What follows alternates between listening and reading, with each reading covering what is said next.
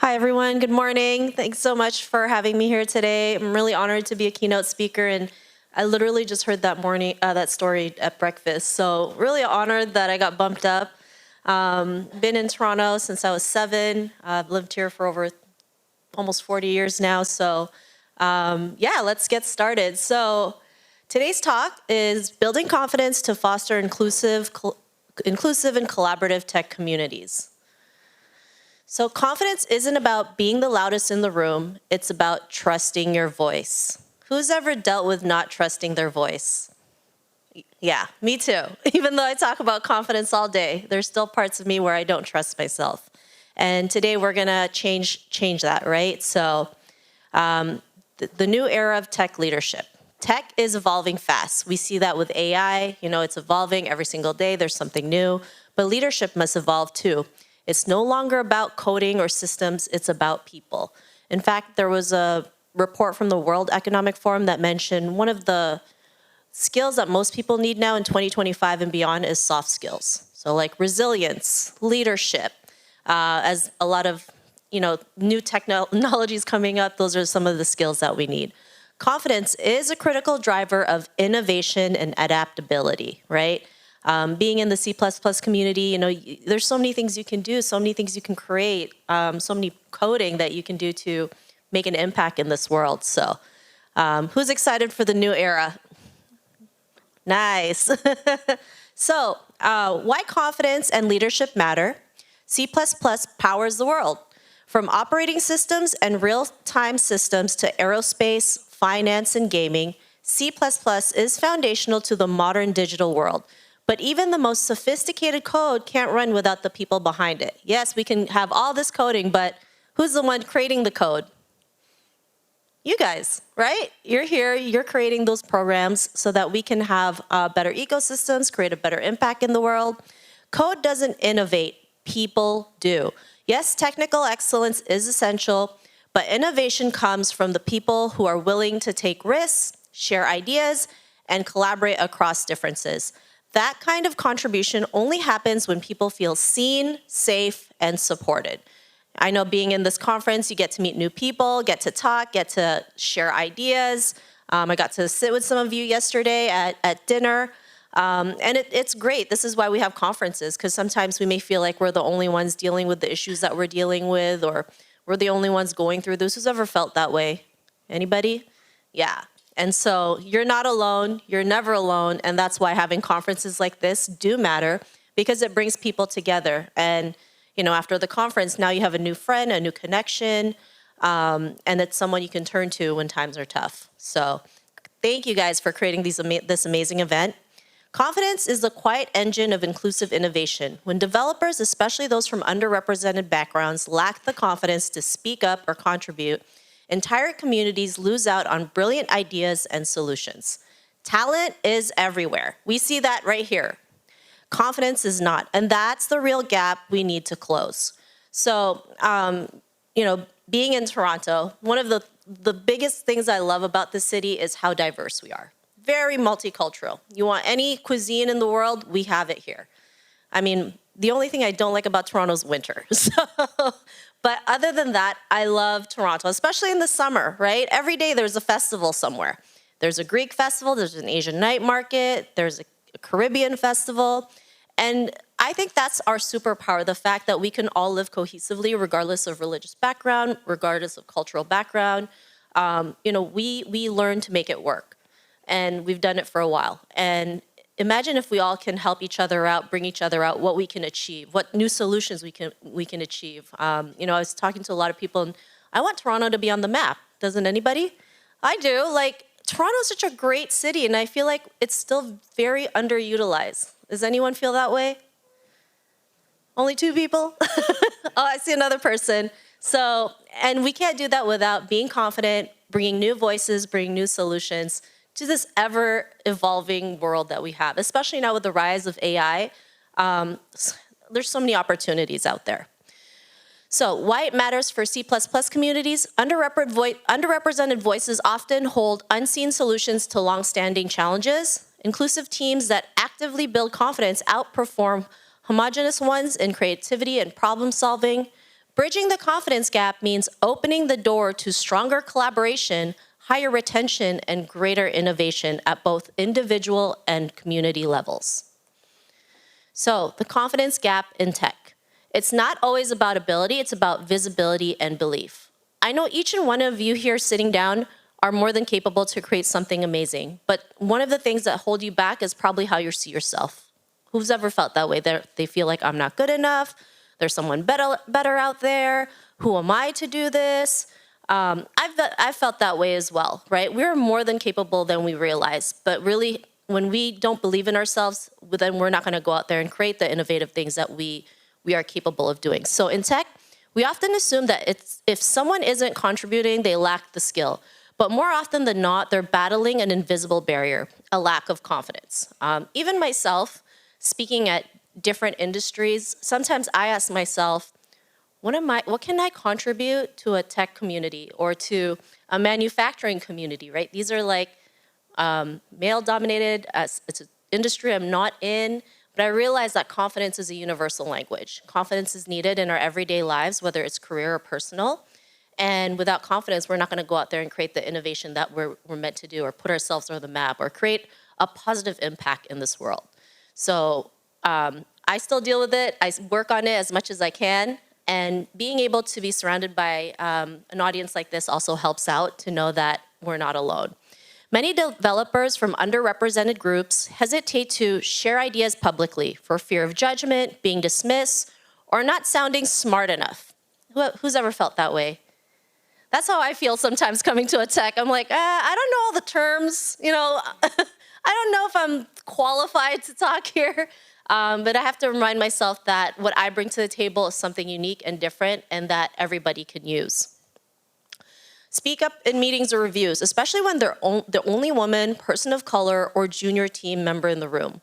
I've spoken to a lot of women who are in office settings and they're afraid to put their hands up because they're afraid the idea that they have might be a bad idea, right? I don't believe there's such a thing as a bad idea, right?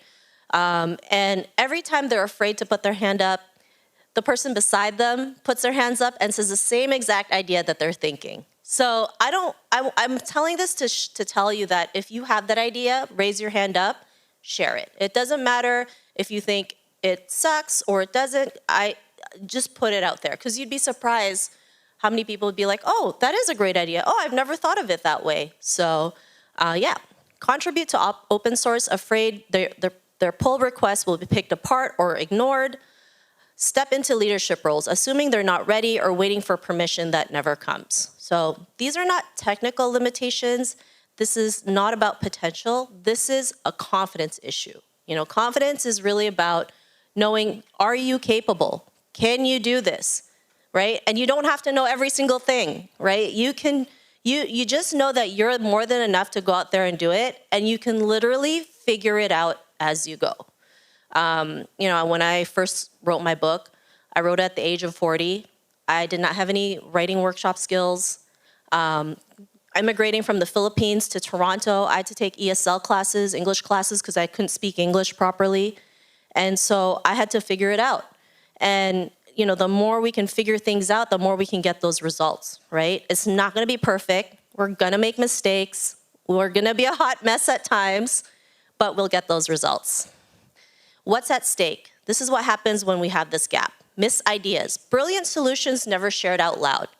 Underutilized talent, highly skilled individuals sidelined by silence. Stalled innovation, when only a few voices dominate, creativity suffers. Low retention, without confidence and belonging, people leave tech altogether, right? I've seen that, especially, I've spoken to a lot of women who've left tech because they don't feel like they belong or they don't feel heard. And when we can all work together, that's when we can start creating change, creating the ideas that we want, and bring real-life solutions from different perspectives. You can have the right people in the room, but if they don't feel confident enough to speak, you're still missing out. So what happens when confidence is cultivated? When confidence rises, everything changes. Confidence isn't just a personal trait. It's a collective advantage. When individuals feel empowered to use their voice, the entire tech ecosystem becomes more inclusive, resilient, and innovative. Individuals speak up and lead. When someone feels confident, they're more likely to contribute bold ideas, even if they're not perfect yet. Anyone ever done that? Share something they were afraid to share, but they were like, I'm glad I did it anyway. That's awesome. I love so many hands up. That's awesome. Ask clarifying questions that others might be afraid to.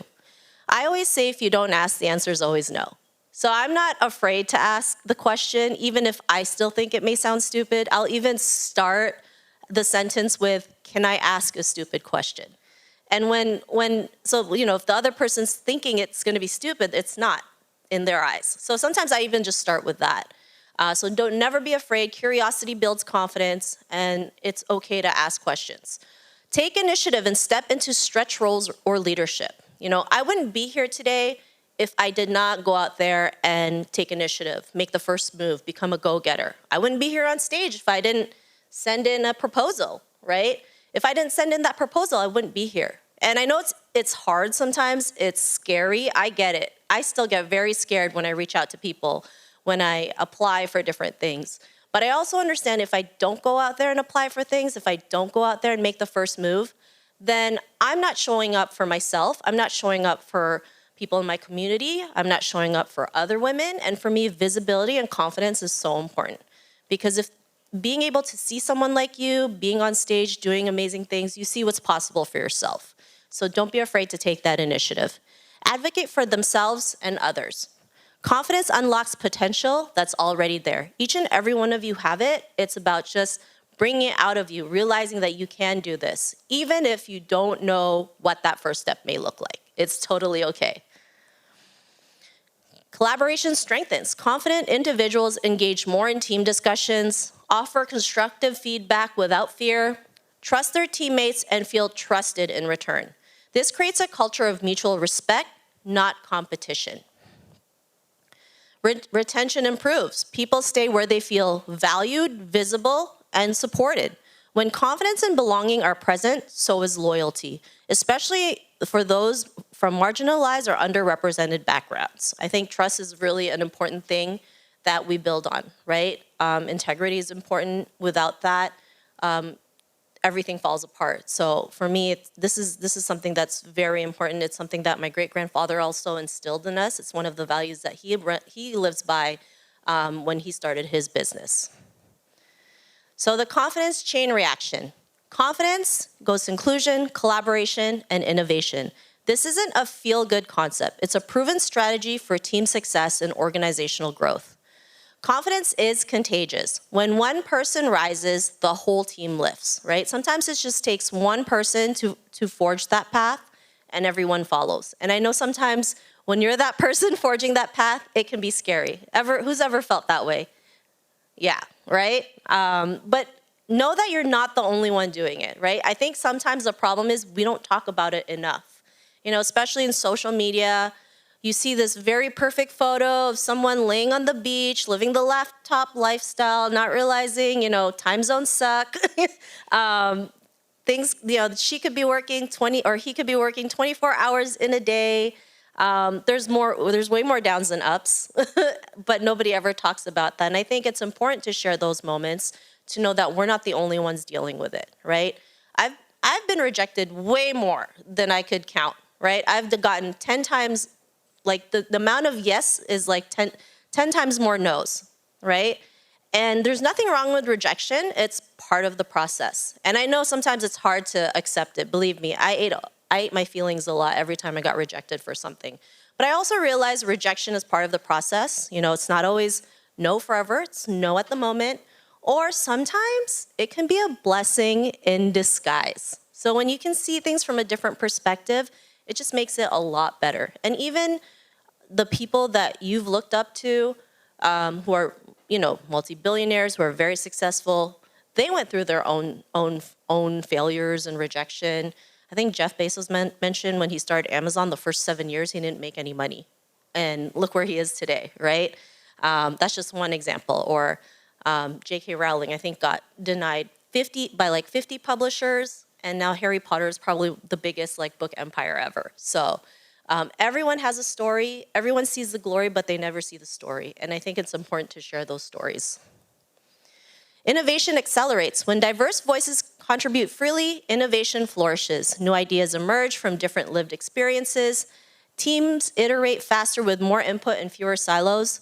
Failure is seen as a learning step, not a confidence killer. Confidence fuels creativity without fear. I think the last one is important. Failure is seen as a learning step. Sometimes failure is viewed as something negative, something like it's like the end of the world, we can't come out of it. But in fact, failure is part of the process, right? If you speak to every successful entrepreneur, the one advice they'll give you is fail fast, fail forward. So a lot of them had to fall down 11 times, get back up the 12th time, and keep going on. They said Thomas Edison found like 10,000 ways for a light bulb not to work. They mentioned that 9 out of 10 times, what you're trying to do won't work, but that one time it will work, it'll make a huge impact in the world. And I think the light bulb is a great example of that. Who owns a light bulb? Yeah. Root causes of the confidence gap. Confidence isn't lacking because people are unqualified. It's lacking because the environment often signals you don't belong here. To bridge the confidence gap in tech communities, especially in the C++ development, we must first understand why it exists. Imposter syndrome. Who feels imposter syndrome? I do too. Every time I come up on stage to talk, I always start having all these feelings in my head, like, who am I to talk to about this? C++, are they even going to relate to me? I don't even know what I'm going to talk about, things like that. I mean, we all go through these thoughts in our heads. Even highly capable developers often doubt their worth. They may think, I don't know enough. I just got lucky. Eventually, someone will realize I don't belong here. Has any of those thoughts run through your head?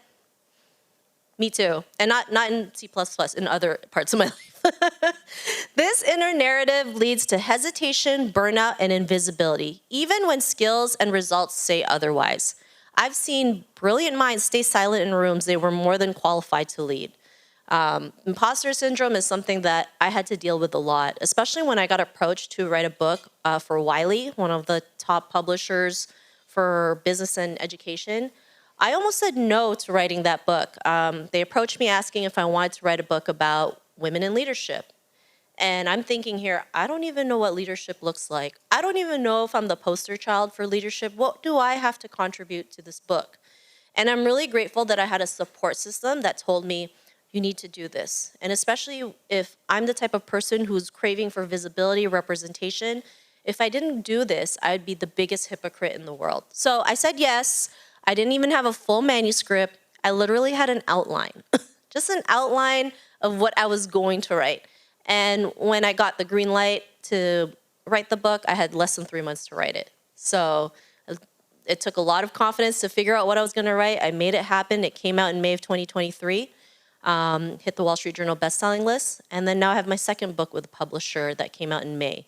So if I stopped myself and didn't believe in my capability, then I wouldn't be here today talking about confidence and imposter syndrome. And I know imposter syndrome is a scary thing. We think there's someone better out there, or maybe sometimes we think we're too old to do something. We're not, right? I just mentioned I wrote my first book at 40. I read about a woman in Japan who started her modeling career in her late 60s and thriving. How awesome is that? Last week, I read how the oldest runner in Japan just finished his first full marathon at the age of 96. And he did it in about 8 hours and 45 minutes. I don't even think I could finish a marathon in 8 hours and 45 minutes. But this is what happens when people show up, when they have the confidence, when they know they're capable of doing it. Then you see what's possible for yourself. And I'm sure they also went through imposter syndrome. Who am I to do this? I'm too old. Who am I to do this? There's someone better out there. But sometimes imposter syndrome is a good thing because it's a sign that you're leveling up. You're taking it to the next level. So yes, it's gonna feel uncomfortable. You're gonna have all these thoughts in your head. Even Bono still has doubts when he goes on stage. But he utilizes it to give the best performance of his life. So don't feel like you're the only one dealing with it. We all deal with it. It's part of it. But it can also be used for good.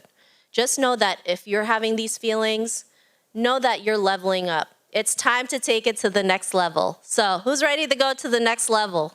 Anybody? Nice. All right, lack of representation. You can't be what you don't see. When leadership teams, speaker panels, or code maintainers don't reflect diverse identities, it sends a subtle message: there's no place for you here. This absence makes it harder for others to believe they belong or to envision themselves stepping up. All the work that I do really came up from my upbringing. I moved to Toronto when I was 7. It was 1989. I had a huge culture shock because I've never seen so many different faces from different cultures, and I loved it. But also, in the media, it wasn't represented that way. I never saw anybody in the media that looked like me. I felt really ashamed of my own culture. I wanted to have blonde hair and blue eyes to feel accepted. And that went up to my 20s. It wasn't until in my 20s where I dyed my hair back from blonde to my original hair color where I finally embraced my Asian culture. And the only reason why I changed my hair back from blonde to my original hair color was because I didn't like paying $80 to retouch my roots. That's probably the Asian in me, thinking like, oh, every 2 to 3 months I have to do this? I'm like, no, I'm going to go back to my original hair color. But that moment, I really embraced who I was, and I realized how important representation was. I remember the first movie I saw with an all-Asian female cast was the Joy Luck Club. And I was just like, my eyes were big, and I was like, oh my God, finally a movie that understood what I went through. And 25 years later, we had to wait for Crazy Rich Asians. But, that was the catalyst for it. And the work that I do stemmed from that, knowing that I wanted better representation. I wanted to dismantle negative stereotypes we still go through today. And that went from, highlighting people in my community to beyond that, right? Because it doesn't matter what culture we're from, we go through similar things, right? We go through imposter syndrome. We go through second guessing ourselves, people pleasing, having mental health challenges, and we're not allowed to talk about it. And so that's why representation is so important for me, because I know how much it can change someone's life when they see someone that looks like them or someone they can relate to, forge that path, make the way for others. Fear of making mistakes publicly. In tech, there's often pressure to be perfect. Mistakes can feel like public failures, especially for those from marginalized backgrounds who already feel scrutinized. The result? Less participation, fewer questions asked, ideas kept to themselves. Confidence withers in environments where perfection is prioritized over progress. I know perfection is something that I dealt with a lot. When I come from a culture where I'm told, never make any noise, be perfect, don't say anything, and that really delayed me. When I started my podcast, that was in 2015. But for the first 5 years, I didn't even know what I was doing with it. I didn't know how to monetize it because I was still looking for that perfect moment. And guess what happened? I was still waiting, right? It wasn't until I met a lady online and we created a co-authored book where I really learned that it's okay to make mistakes. Put yourself out there. Because even the people you look up to, they make a lot of mistakes, right? They just figure it out as we go. I think we've seen that in the current events that we've witnessed. But don't be afraid to make mistakes, right? I always say your mistakes can lead you to your greatest opportunities. And in the book, I share the strategy of ready, fire, aim. Yes, ready, fire, aim, right? Start before you're ready, take action, course correct as you go. And the more you keep doing that, that's how you can get results, build confidence, and you'd be surprised what you can achieve. When I realized that's what I was doing, I was like, oh my goodness, I didn't have to be perfect. I just had to put myself out there, make mistakes as I go, and I can correct it. Even my own sister would make fun of me if I have grammar mistakes on LinkedIn. And she'd be like, how'd you write a book? I'm like, leave me alone. There's an edit button for a reason, right? But she, of course, she wants the best for me, but I realize it's okay not to be perfect because perfection is something that's unattainable. I know for women, it's a lot harder when you see, a photo of a model on a cover of a high fashion magazine, not realizing that that photo is heavily edited. I can't edit my hips in real life. I can't just shave it off. I can't, I can't enhance some body parts without an editing tool. That would take surgery. But I think it's important to share that because for so long I think, I needed to be this person, not realizing it was heavily edited. So sometimes the things you see in the media could be heavy edited and you don't realize they're hiding something. So this is why it's important to show up, making mistakes, being okay, embracing it, and then course correct as we go. So today, whatever you do in life, just be okay. Ready, fire, aim. You can do this, right? Especially in coding, right? There's going to be things that you code and like, oh, this didn't work. Back to the drawing board, right? And that's fine because you're doing something different. Cultural or gender-based biases. Many cultures teach humility over visibility. Many women are socialized to defer, not lead. Biases, both conscious and unconscious, often reinforce these patterns, labeling confident individuals as aggressive, unqualified, or too emotional. These experiences slowly chip away at self-belief, even in the most capable professionals. I know growing up in Asian culture is very conservative. You're taught to live life one way. Go to school, get a job, get married, never rock the boat. I did none of that. So I totally went like the total 180. But I also realized that I had to break this generational way of living that's been taught for generations, not generations, actually for centuries. And I had to unlearn a lot of things to have different learning perspectives. And so, yes, as women, sometimes when we go out there, we're seen as aggressive or too much or too ambitious. I'm okay with that. They can say all those names because one day those names will be gone and we'll be seen as courageous and confident. So sometimes we just have to push through it. Is it hard? Yeah, it's hard. We'll probably have to work 100, 1,000 times harder, but this is the change that we also want to see. Part of the reasons why I wrote my latest book called Bridging the Confidence Gap was because there was a report from the World Economic Forum that mentioned gender parity would be achieved at the earliest, like total gender parity, would be achieved at the earliest in the year 2154. Yes, let's do the math. But that's when I wrote the book last summer. So now it's actually delayed 4 more years, 2158. And it's wild that I'm saying this, right? 133 years. Think about it. So we won't see this. Your daughters won't see it. Your granddaughters won't see it. Your great-granddaughters won't see it. We might be lucky if our great-great-granddaughters might see it, but that still could also change, right? Especially in the climate that we're in, there's certain countries where women's rights are literally stripped away, right? You look at countries like Afghanistan where women aren't allowed to have a job, women aren't allowed to talk, women aren't even allowed to sing in their own homes, right? Which is wild to me because this is 2025. I thought, we're progressing. But sometimes progress looks like 1 step forward, 5 steps back. And I remember reading a story on X about this Afghan woman who actually has a job in Afghanistan under the Taliban rule. But in order for her to go to her job, she has to take a private taxi. Because if she were to take public transportation, it's like a life or death situation because it's illegal for a woman to work there. And so when I hear stories like that, and I live in a country where we do have the freedom to speak, to do something different, it pushes me to keep moving forward because if she's showing up in the worst condition ever, then what I can do is like nothing compared to what she does. And so this is why I love doing the work that I do. I love speaking about confidence, helping women and men, see their potential because it's so important. And hopefully one day those laws will change as well. So yeah. Limited mentorship or visibility. Without guidance or encouragement, it's easy to stall. No one to validate your ideas, no one to open doors, no one to model what leadership looks like for you. Mentorship is more than support. It's a mirror that reflects possibility and potential. Like I mentioned, this is why representation for me is important because if I see someone that looks like me doing something different, I realize what's possible for myself. And sometimes that's all I need to see that what's possible. And support is important, right? Sometimes we feel like we have to be like we're doing this on our own. We don't have to do this on our own. You're here for a reason. You're at this conference because you seek support, you seek collaboration.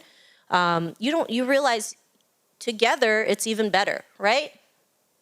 Yes. So it's all good. I know it's a little bit early. It's the breakfast is kind of sinking in, so I totally get it. So the confidence gap doesn't come from a lack of ability. It comes from a lack of affirmation, access, and opportunity. So I'm going to share a little bit about my story. So from coloring outside the lines to leading from the front.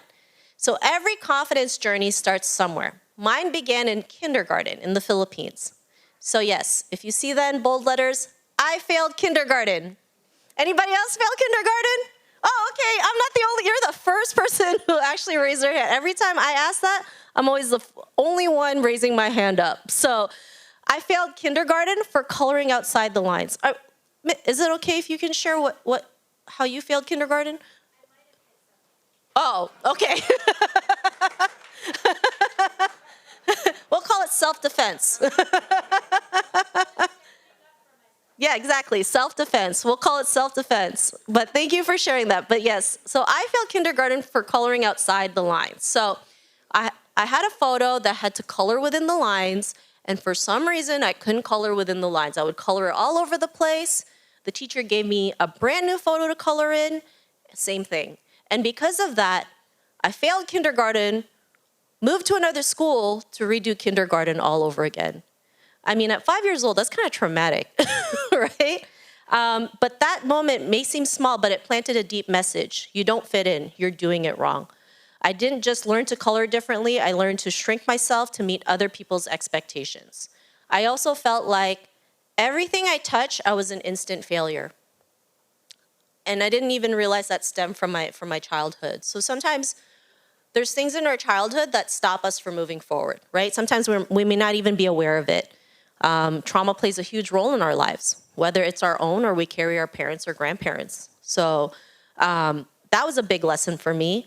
I actually didn't realize this until my mid-30s. So for over almost 30 years, I kept telling myself I was an instant failure at anything I touched. And that's probably why I also delayed my own success, because I was too afraid to go for it, because I felt if I did this, I would fail anyways. What's the point? So I grew up believing I wasn't enough, not smart enough, not confident enough, not worthy enough to lead or be seen. Like many girls, especially from an Asian background, I internalized the idea that staying small, quiet, and obedient was the safest way to survive. I mean, that's what I was taught all my life, right? Stay in your lane, never make any noise, do as you're told, and you'll be fine. But safety isn't the same as success, and silence doesn't serve our fullest potential. So I turned adversity into a mission. After years of doubting myself, I realized if I was struggling with confidence, I wasn't the only one. I made it my mission to speak up so others feel safe doing the same. Share my story to normalize imperfection. Amplify voices that don't always get heard. Now I empower thousands globally through my podcast, The Tao of Self Confidence. To date, I have over 1.3 million downloads. And when I first started, I had no clue what I was doing. I didn't even know what a podcast was. I just saw it on Apple iTunes one day and I said, I want that. And then kind of just went from there. And in fact, I'll share this funny story. I wasn't even going to name it The Tao of Self Confidence. I was trying to be clever at the time. I was going to call it The Stripper and have a tagline of stripping your limited beliefs away. So I literally hired someone to create a graphic of a silhouette of a stripper with a whip. Yes, this is a real story. And I'm glad I was in this mastermind helping other people figure out how to have a podcast. So I shared it there, and 9 out of 10 were like, I think you might have the wrong audience. I think you won't get the message across. And so even at that moment, I was like, oh my goodness, if I can't get the title right, how am I going to get this show right? And so I really had to step back and be really clear and came out with the Tao of Self Confidence. So if I didn't make that embarrassing mistake, then I wouldn't be here today. So the podcast is still going. It's almost 10 years old. Who would have thought? I had an idea, put it out there, kept going, even if I had no clue where it was going, but I'm glad I did. I have books like Bridging the Confidence Gap, which just came out in May, and doing keynotes and workshops that spark action. So I've helped women, leaders, and tech teams transform how they see themselves, because confidence is a skill that can be taught and grown. And now that mission has grown into a movement. And to be honest, I've just literally thought about this last week. I'm just being really honest and transparent. I knew that I was meant for something, to do something bigger. and I didn't realize what that looked like until last week. What started as a personal journey has become a global call to action to help others not only build confidence, but to step into visibility, leadership, and true belonging. So helping women, teams be seen, heard, and respected. After years of navigating confidence challenges in my own life, I realized something deeper. Confidence and visibility are not just personal, they are systemic.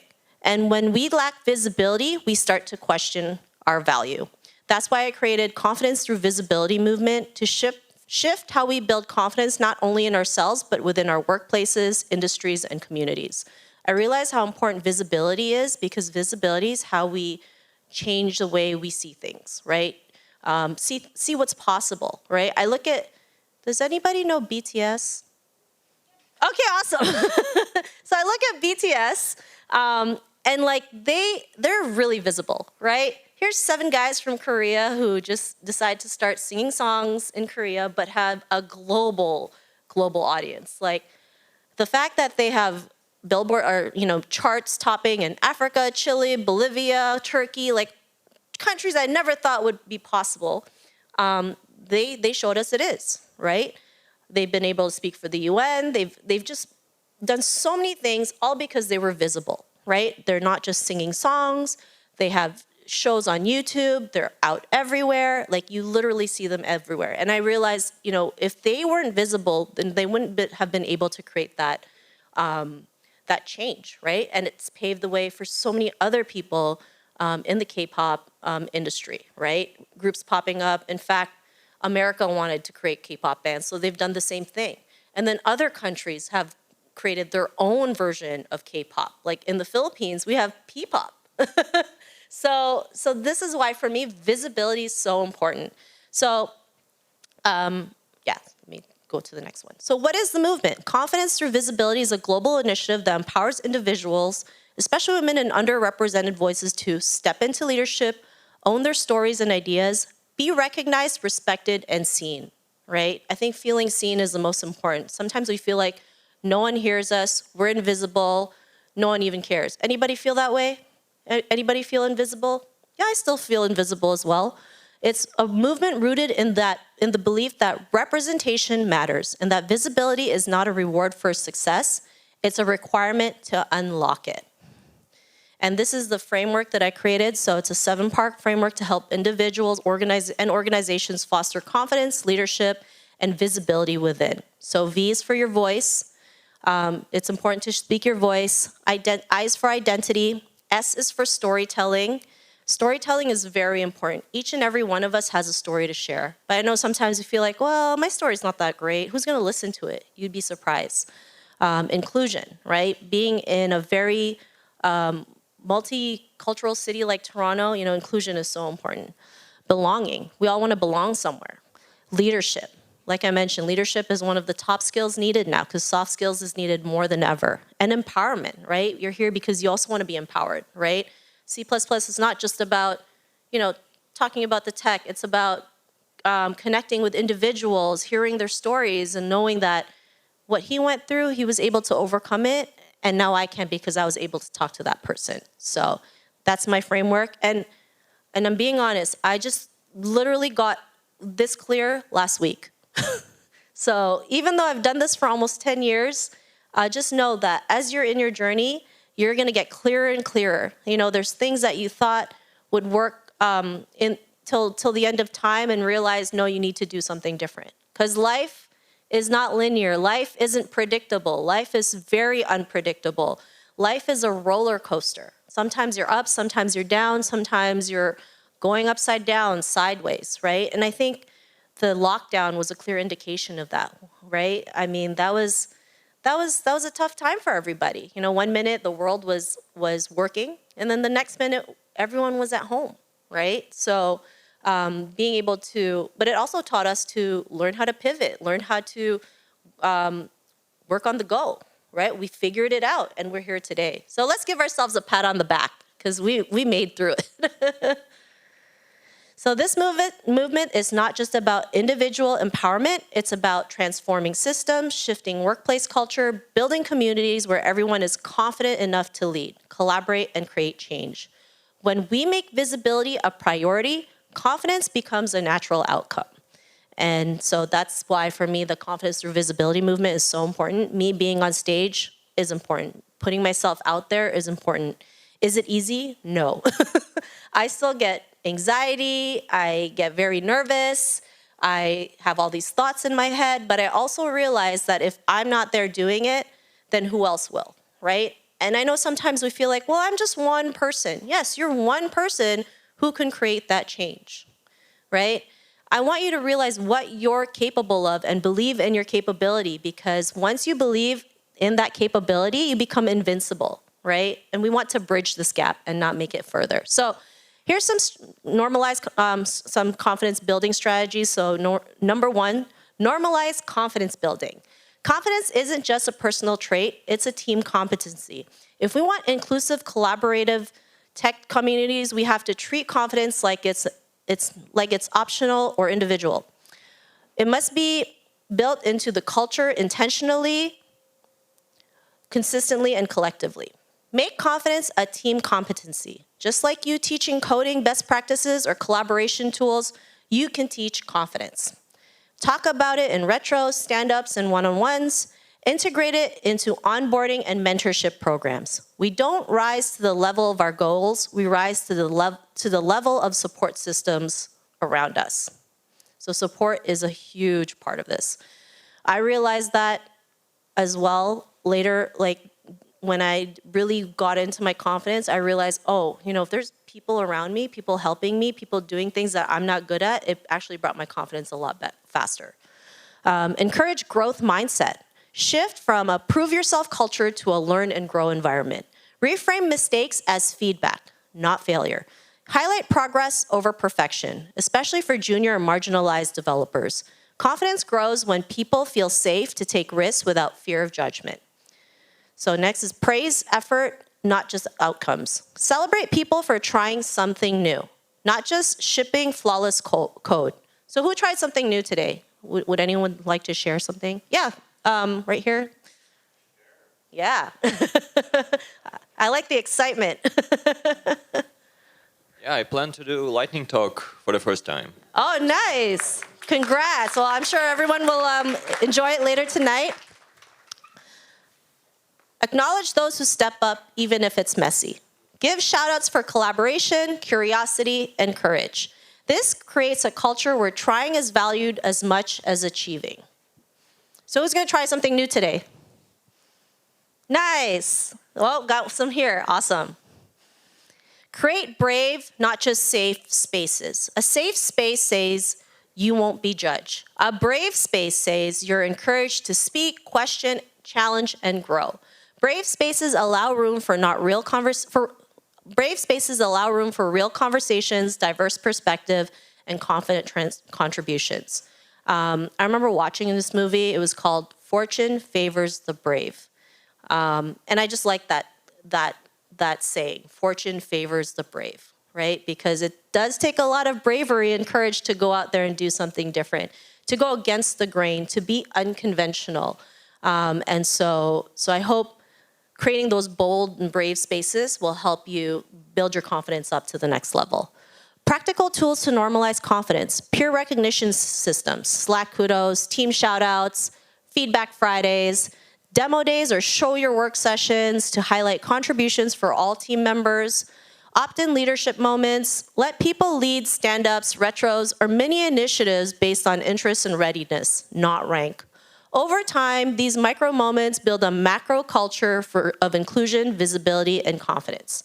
I always say when it comes to confidence, it's the small, actionable daily steps that yield the big results. I know sometimes we feel like if I need to build confidence, I need to go from 0 to 100. And I've been like that, and it got me nowhere. And my confidence actually went minus 100. So I realized taking the small, actionable daily steps is what really helped me keep going, right? A lot of people would be like, how do you talk so well? How are you okay just being on stage? I'm like, I've interviewed over 800 women. That's a lot of practice of talking and connecting. And It didn't start yesterday. You know, this has been since September of 2015, doing the podcast, interviewing, being in this journey. So be okay with the small, actionable daily steps. Number 2, amplify diverse voices. Give a mic to those who rarely get one. Inclusion doesn't stop at inviting someone in the room. It's about ensuring their voice is heard, valued, and amplified, especially when that voice reflects an experience or identity not often centered in tech spaces. Rotate speakers in meetings. Don't let the loudest or most senior voices dominate every stand-up or review. Make space for junior developers, introverts, or team members from underrepresented backgrounds to lead updates or share insights. Consider a rotating facilitation schedule. Confidence builds through practice, not pressure. When people are trusted to speak, they begin to trust their own voice. Offer mentorship, or ERG, which is Employee Resource Group, pathways. Provide structured opportunities to peer and cross-level mentorship. Elevate ERG members by giving them visibility at town halls, conferences, or team briefings. Don't just form ERGs, fund and listen to them. Mentorship and ERGs aren't extracurricular, they're culture accelerators. I love this one. Celebrate wins publicly. Acknowledge behind-the-scenes contributors, not just the hero coder. Use Slack shoutouts or all hands to spotlight different team members' strengths. Highlight how people contributed, not just what they built. Confidence grows when people are seen in their excellence. I think sharing our wins is so important. And it doesn't matter how big or small that may be. The more we keep celebrating our wins, the more confident we get, and we start attracting the right things into our life. So I remember during the lockdown, I was trying to figure out how to put a virtual background on my laptop. And back then, the laptop that I had, I still had to buy a green screen to have the virtual Zoom background.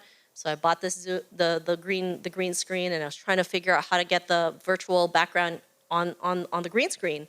But for some reason, the virtual background landed on my shirt. So I was like, oh my goodness, like, I'm so screwed. I have a call in like 5 minutes, and they're gonna see it right on my shirt. I don't know, I did it. I pressed a couple buttons, and it worked. And I was so happy, like I just won the lottery, because I was like, oh, I figured this out, like I'm on fire. And so for me, sharing those wins are important. A lot of people like to share wins when they're successful or when they made it, not realizing the first step is a win, right? I remember interviewing a lady who recently quit her job and started her new business. And I said, congrats on starting your new business. That's so awesome. That's so exciting. And she told me, well, I just started, so I don't want to celebrate yet. We'll celebrate it when I make money. I was like, no, you need to celebrate it now, because it's not easy to quit a job and start a new business. That takes a lot of courage, right? Especially when you have family who like tell you, what are you doing? That's not success. How are you going to make money off of that? Things like that. So for me, that's a huge win. And I had to show her that that is a big win. And so I'm glad that she realized, like, yeah, that is a big step, right? So can anyone in the audience share some of the wins they had this year, this week, this summer? Anybody? I'll just start picking people. All right. How about the gentleman here? Yes, you. Sorry, I didn't get your name. Share a win that you have today. I got accepted to this conference. Yay! And where are you from? Sorry. What did you ask? Where are you from? Are you from Toronto? No, I'm from Belgium. Oh, wow. Well, welcome to Canada. That's awesome. Congrats. All right. Next, someone on this side. How about the lady here? You, yeah. Like today or like? Anything. Today, yesterday, 2025. I started playing soccer again, which is really cool, and I scored my first goal last Sunday. So, Yay! yay. Woo! Great timing, because FIFA might just be coming to Canada. Yes. One more. We'll pick someone on that side. I'll let you pick somebody. Yeah. On this side. Just give them the mic. Okay, I don't know who I'm going to give. Yeah, just pick. I give to you. Sorry. Awesome. Yeah, I guess my win of the year so far is joining a new team where I was doing much more like C++ performance-oriented work that I was much more excited about. So Awesome. Congrats. Well, congrats to everybody. But isn't it nice to share wins, to, to congratulate people, to cheer them on? And the more we keep doing it, it just builds a better environment. So today, if you meet a new person or talking to the same group that you have, share a win today. Acknowledge unique contributions. Diversity brings different problems, solving styles, cultural perspectives, and communication approaches. Instead of expecting uniformity, celebrate what makes each person distinct.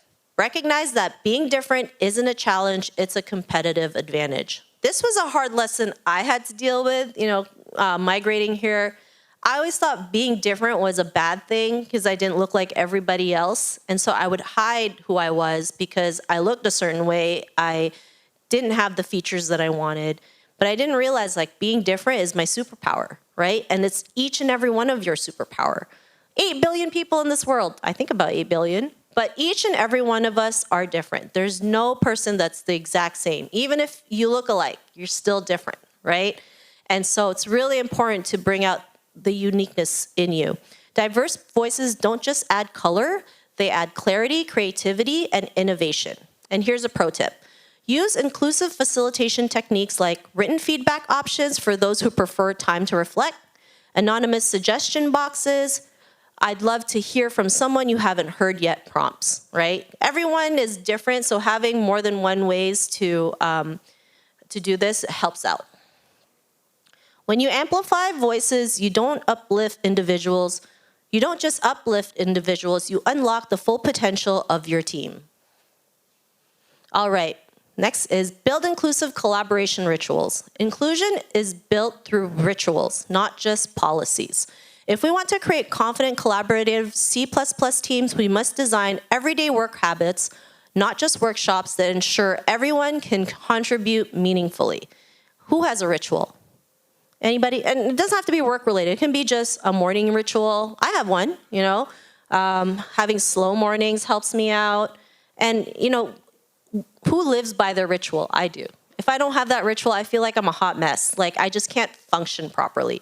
And of course, in the workplace, wouldn't that make sense to have these rituals as well so we can function properly, have better productivity? And of course, companies want what? More money, right? And that won't work if we don't work collaboratively, if we don't have those rituals that help us work better. So use asynchronous tools to reduce pressure. Not everyone thinks best on the spot or feels safe speaking in real time. Tools like GitHub comments, Slack threads, Notion docs, or Loom videos allow people to reflect, process, or respond with intention. Async collaboration levels the playing field across time zones, neurodiversity, and cultural communication styles. Confidence grows when people have space to think before they speak. Encourage idea parking lots for quiet thinkers. Not all great ideas show up in meetings. Create ongoing spaces, digital whiteboards, suggestion forums, team Trello boards where ideas can be added at any time. Review and act on submissions publicly so contributors know their voice matters. Visibility isn't always verbal. Let people lead in their own way. Anybody an introvert in this group? Yeah. So sometimes these are ways to do that. I know sometimes we're afraid to share or put ourselves out there. So having something that they can contribute any given day, any time, any day, helps out. Invite feedback in multiple formats. Some people feel confident speaking up. Others prefer to write or message privately. Offer a variety of channels, anonymous surveys, one-on-one check-ins, structured feedback sessions. Clarify that feedback is welcome and model how to receive it gracefully. Confidence is built in environments where feedback is a gift, not a threat. Hold inclusive code reviews. Ensure reviews are constructive, respectful, and focus on code, not the person. Encourage senior engineers to mentor, not gatekeep. Use inclusive language, avoid jargon-heavy criticism, and spotlight strengths along with suggestions. And here's a tip: pair juniors with kind, communicative reviewers to build skill and confidence. Equity and contribution equals equity in innovation. If only a few voices are heard, only a fraction of your team's genius is activated. When everyone has the tools and safety to collaborate, fully, innovation doesn't just grow, it compounds, right? You know when they say insanity is trying to do the same thing over and over again, expecting a different result? Well, that doesn't happen, right? And that's why having diverse voices, different solutions, different perspective is how we're gonna create change, how we become innovative, and also get Toronto to the top. Like I mentioned, who wants Toronto on the scene? I do. You know, it frustrates me when people keep saying, like, we're at the bottom. I'm like, why? Like, I love Toronto. You know, like, downtown Toronto is amazing. I love coming downtown. There's just so many things. Like, we just have so much potential. And I feel like once we have that confidence, that capability, we can just, like, literally be on the map. So that's my hope for Toronto. Inclusion isn't passive. It's an active decision to design teams where every voice has weight.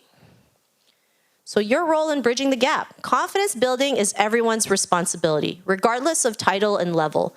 You don't have to be a manager, DEI lead, or HR executive to help close the gap. Every single one of us plays a role in shaping a culture where people feel empowered to speak, share, lead, and grow. So encourage, mentor, and advocate. Be the person who notices when someone is holding back and gently encourage them forward. That's why I asked 3 people to share their wins, because I know some of you are shy. Offer to mentor junior team members or those newer to the industry. Speak up for others in rooms they're not in. Recommend them for projects, panels, or promotions. Advocacy is visibility, and visibility builds confidence. Acknowledge confidence as a growth skill, not a personality trait. Confidence isn't something you either have or don't. It can be nurtured like any other professional skill.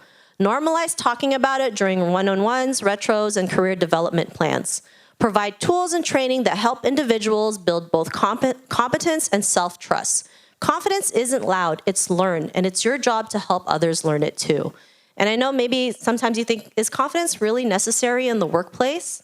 And it is, because there's a report that I found that only 9% of the workforce live up to their full potential in the workplace. 9. So that means the other 91% are just either too afraid or don't have the confidence to go out there and do it. And that's why confidence is important. Because imagine if you had a workforce that was 100%, not even 100%, even just 51%, because you need just a little bit more to build it up. You know, the new solutions they can provide, the better work environments, more money for everybody. It becomes a win-win situation. And that's why confidence is such an important part in your career, even in your personal journey. Design for inclusion, not just participation. Don't just invite people to the table. Make sure they're set up to thrive once they're there. Consider different learning styles, communication preferences, and cultural norms. Ask what barriers might prevent someone from participating fully, and how can we remove them? True inclusion is proactive, not performative. Lead by example. Show vulnerability and courage. Share your moments of doubt or failure. I think I probably shared my biggest moment of failure. But I love sharing that story because it helps people realize that failure is part of the process, and failure is a good thing. Admit when you don't know something. I don't know everything, and I'm totally okay with that. Ask questions that invite others' perspective. Let others see you stretch and grow. That's how they believe they can too. When leaders show up with courage and humility, it gives everyone else permission to be human and confident, right? Being confident is, being vulnerable, sharing the good, bad, and the ugly. That's what makes us human, right? When we constantly show up as perfect, people can't relate to that, right? I know I can't. I actually relate more to the person who shared their darkest moment and how they're able to overcome it than someone who said that everything is picture perfect. Because I feel like sometimes they're hiding something, right? And so vulnerability is not a weakness, it's our greatest strength. Small actions lead to systemic change. One person creating space, one team prioritizing voice, one leader modeling visibility. Together, we shift the culture and close the gap. So here's some key takeaways.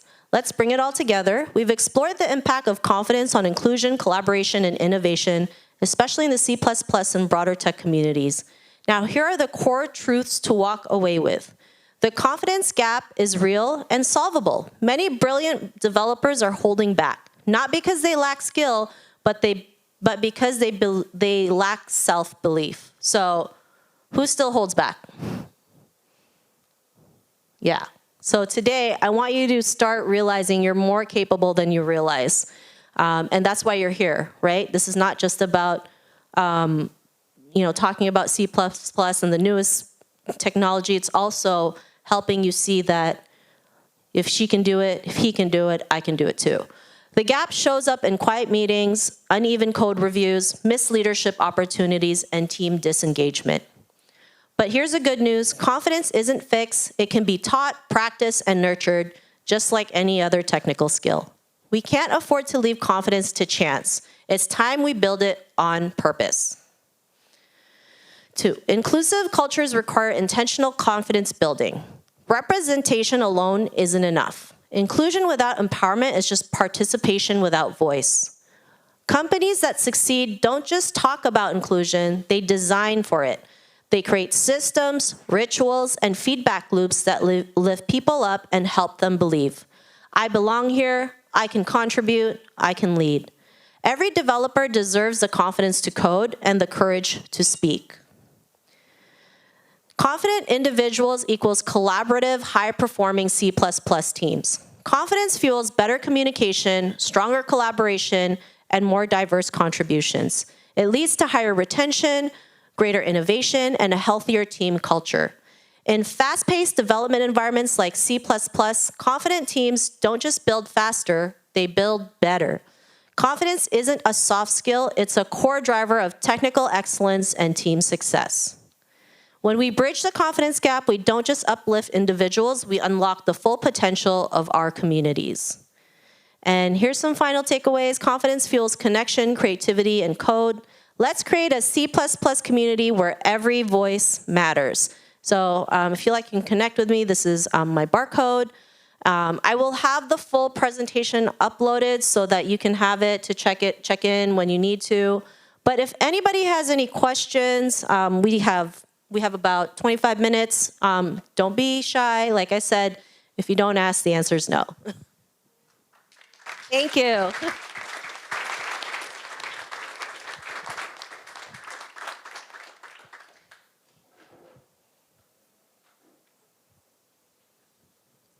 Anybody have any questions? Yeah, we got one here. I was really intrigued by one thing you said, and maybe you can elaborate, that it is not sufficient to create safe spaces.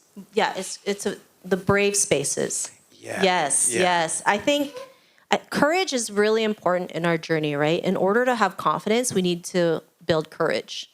And sometimes when we have fear, it can be the biggest thing that stops us from moving forward, right?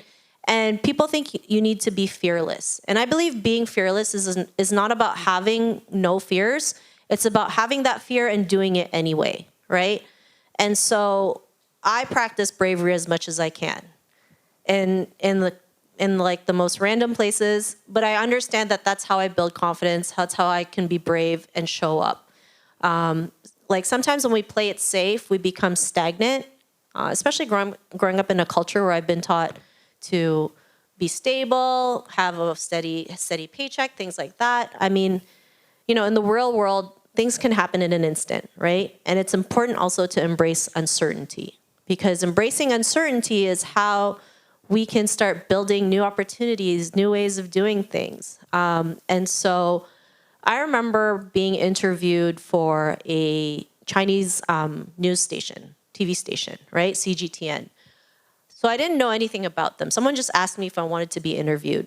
And I said yes. I checked out their Facebook page. They had about 110 million followers.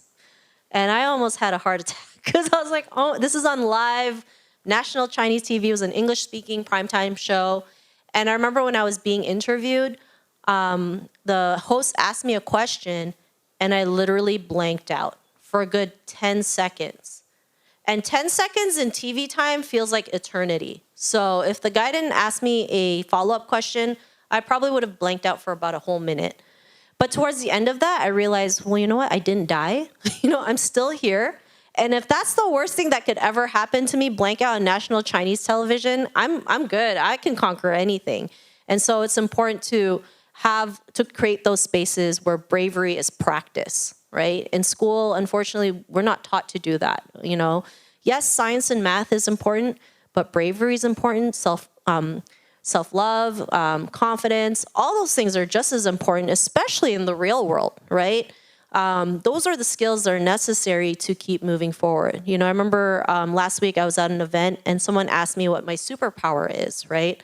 And I had to think about this. I'm like, what is really my superpower? And I realized resilience, right? Because not everything is rosy. In fact, 9 out of 10 times it's going to suck more then it'll be better. And so I realized regardless what the situation is, I'm always going to keep moving forward as long as it's aligned with what I believe in. That's going to help, the world become better because people succeed because they're resilient. They keep moving forward. They keep going at it regardless. Like I remember I was reading a story about the person who started Tofurkey. So they do like plant-based meats. I think for like the first 10 years, they only made like 30 grand. But now they're a multi-million-dollar business. But he was very passionate about bringing plant-based foods into the world. So he was willing to go at it for 10 years, make only 30 grand to get where he is today. And these are stories that are not talked about enough, right? What a person really had to go through to get to where they are today. I also remember reading a tweet from Lizzo, who's a very famous entertainer, performer. When she started her journey, she performed a lot of places for no money, sometimes just for beer, right? But she kept doing it so that she could get to where she is today, right? Because that takes a lot of bravery to put yourself out there, being on stage, sharing, talking, singing. I think comedians have a lot of bravery. Can you imagine being on stage, telling jokes, having that delivery? You wouldn't even know if someone's gonna talk to you or laugh or relate to what you just said on stage, but it takes practice, right? I remember Joko, he's also a very famous comedian. He said he started performing his comedy acts at the 2 a.m. shows where there's like 2 people. And to him, that was an indicator that if he can make someone laugh at the 2 a.m. shows where there's nobody, then he knows he can make it, right? And so that takes a lot of bravery. It takes a lot of bravery to put yourself out there, to do something different, to be different.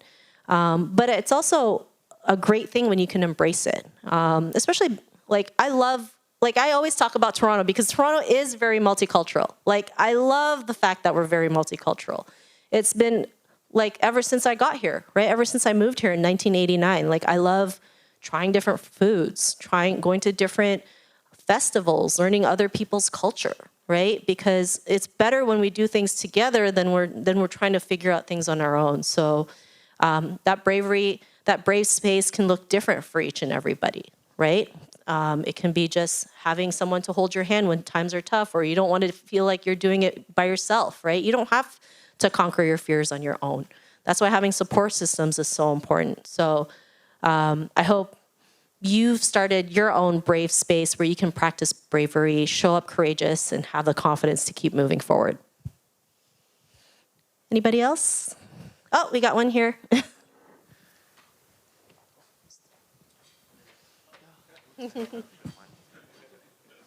Every now and then, I have students who are very confident. Sometimes their confidence gets in the way of accepting feedback. And how can I help them without destroying that confidence? Do you have any thoughts on this? Yeah, that's a great question. I think sometimes doing it privately is probably important, and because you have the best intentions, people can notice that, right? You're saying you're coming from a place of love, right? You want your students to be better, and in order for them to be better, they need to know. No, they need to hear what you have to tell them what they need to hear versus what they want to hear, right? I that's the hard lesson I had to realize. Like, people were telling me what I wanted to hear, but the real people who love me, they said, no, this is what you need to hear because I love you, right? Because I care for you, because I want the best for you. So this has nothing to do with your confidence. This is just something that I've noticed that could actually be, that could probably hurt them instead of help them. So I think just being transparent up front and knowing you have good intentions, that can help out. Yeah. Anybody else? Yep, we got one here.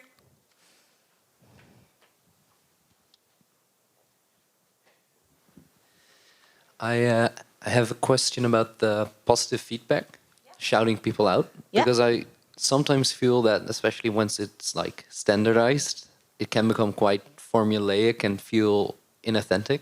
Okay. So how can you do those shout outs, but still, make it honest, make it feel believable for people? Yeah, I think for me it's like, I like creating a celebration out of it, kind of like a party, right? Especially in the workplace, you're like working 40 hours a week. You just want something light and fun to do. So it can just be like in a small group. It doesn't have to be anything big. You can just be like, hey, it's it's win day Fridays. Let's have some shout outs or something like that. So keeping it fun and light, instead of thinking sometimes we tend to overthink everything, right? We just need to keep it super simple. So simple that even a fifth grader will enjoy it. So yeah, I'm like that too. I tend to overthink it, and I'm like, no, let's just keep it simple. It's like, that's it. And then yeah, it'll be a lot better. So I hope that helps out. Yeah. Anybody else? Oh. So unfortunately, it's more a comment than a question. Also, I'd like to start by saying thank you for the wonderful talk. Yeah. And I'd like to comment that in order to kind of help build other people's confidence, it's important to say thank you when they do things well and when they help you out. And it's not just important to help them, but it's important to explain to their managers why what they have done is important. Yeah. Because then that manager will also thank them. And sometimes the thank you coming from above really helps. Yeah, I totally agree. I mean, those are the two most important words a person could ever receive. Thank you, right? I do my best to practice that when I can, even if it means someone just like holding the door for me, I say thank you, or someone just picking up my food at the food court, I just say thank you, right? Because some of us feel like no one's noticing or no one's watching, but that thank you can go a long way. So I'm glad that you mentioned that. That is really important. It's actually those small things that really make a big difference in someone's life. Anybody else?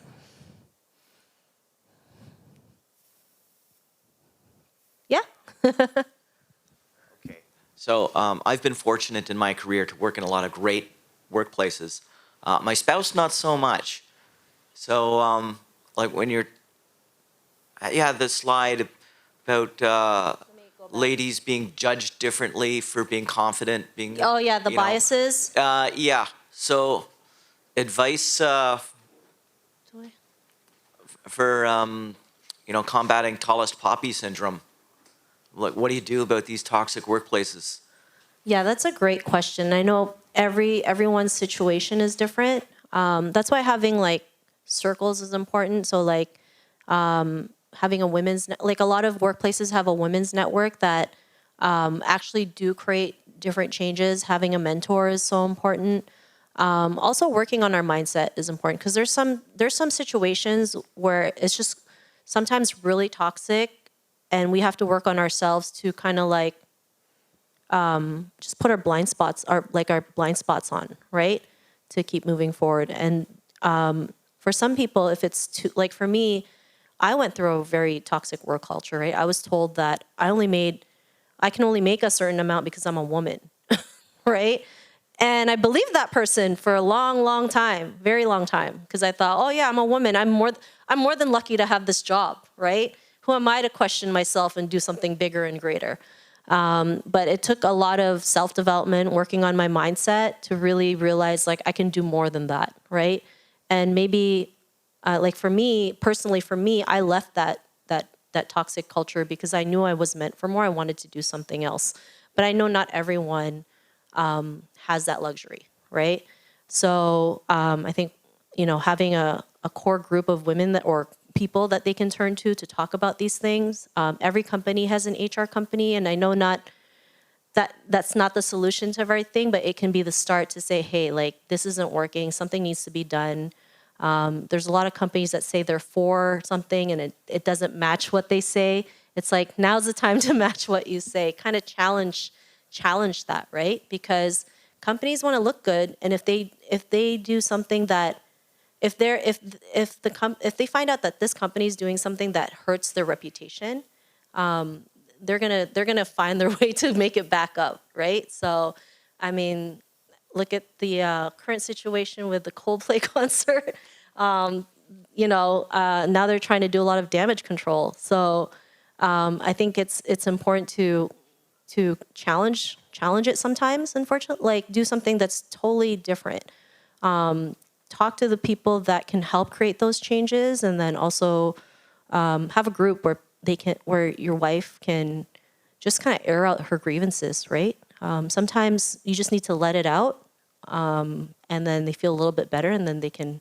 I know it's probably not the answer you're looking for, but yeah. Yeah.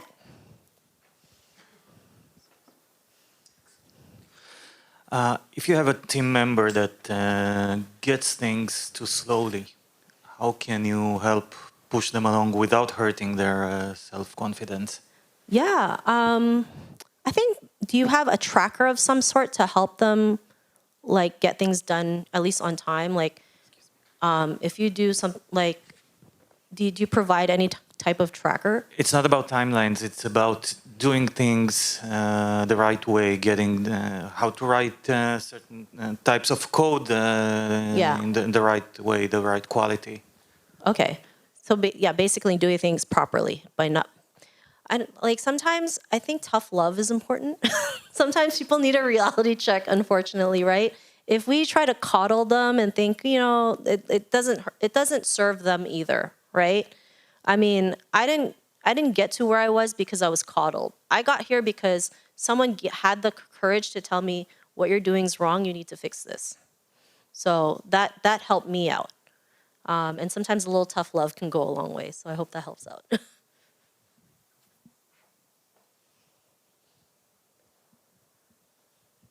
we have about 10 minutes. Are you okay if I take a selfie with everybody?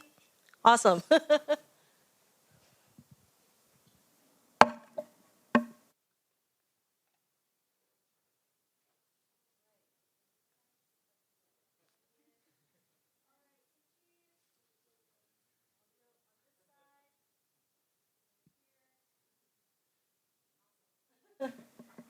We still have about 10 minutes if you guys have any questions, or if you want to talk to me just one-on-one, I'll be here for the morning. So yeah, thank you again. Appreciate it.